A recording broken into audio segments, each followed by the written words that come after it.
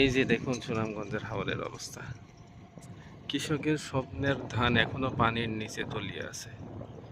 কৃষক প্রাণপণ চেষ্টা করছে তার স্বপ্নকে বাঁচানোর জন্য।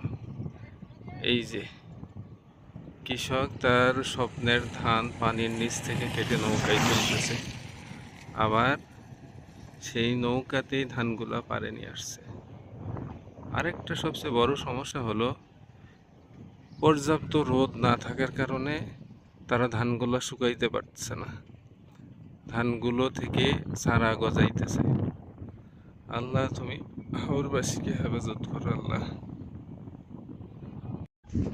এই যে কৃষক তার স্বপ্নের ধান কেটে আপনার নৌকাতে করে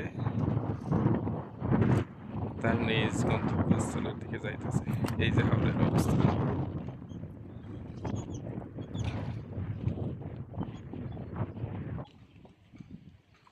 এই যে কত কষ্ট হাওরের জীবন।